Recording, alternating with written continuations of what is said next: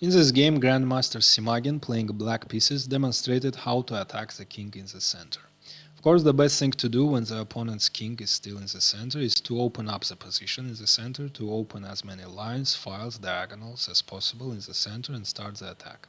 Besides that, in this position, which arose from the king's Indian defense, Zemish variation, white already started the main idea of Zemish, which is the pawn storm on the king's side. G4 and H4 pawns are already advanced, and white is threatening to create queen-bishop battery, open the H file, play bishop H6, exchange dark square bishops, play queen H6, and create deadly threats on the H file. That's why black must do something energetic here, because black doesn't have time.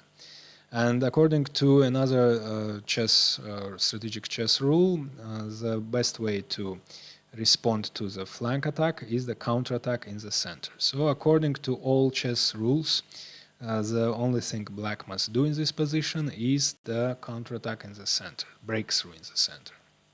And the only way of doing it is d5, of course, which would also activate the bad bishop. However, right away d5 doesn't work because white has a strong control over d5 and the square. And if black plays d5, white would just take with the c pawn, and the counterattack wouldn't go any further. That's why black must do something in order to weaken white's control over the d5 square, and especially something with c4 pawn. So with his next move, which is very strong, however a typical move, Simagin prepared d5 and made it possible next move. I offer you to pause the video and find this move. So the move is b5.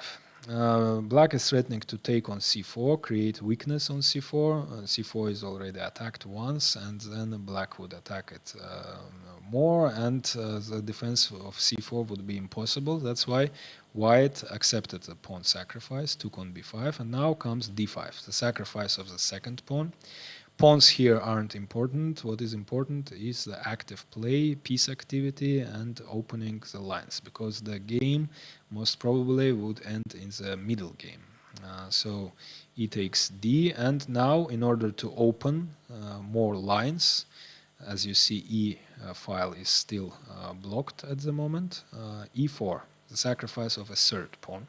Now e5 square is also vacated for the knight. So queen takes e4. Now there is a very unpleasant x-ray on e-file.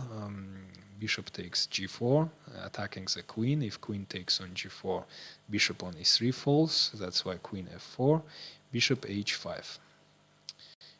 Now king f2, moving away from the x-ray and defending the bishop, and knight e5.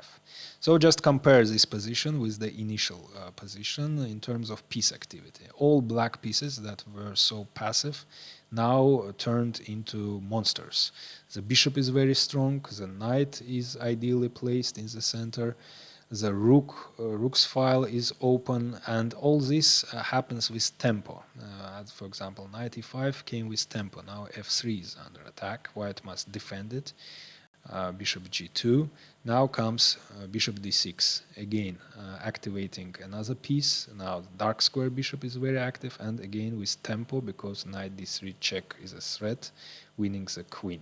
That's why queen must move. So white already forgot a long time ago about the plans of attack on the king side, and white must, the only thing white thinks about is defense.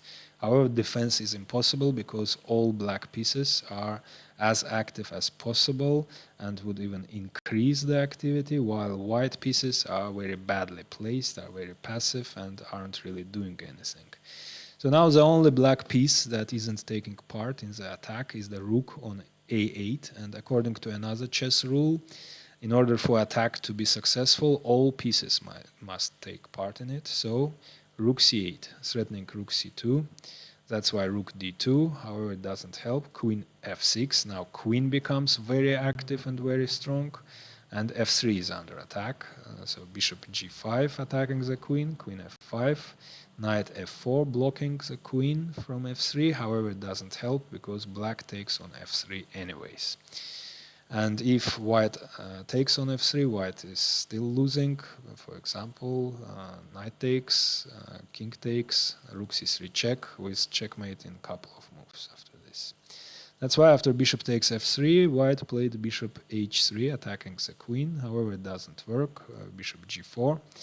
Now there is unpleasant x-ray, knight is pinned, that's why king g2. However, after rook c2, there is no defense from checkmate, and all black pieces are much more active than white pieces. That's why in this position white resigned.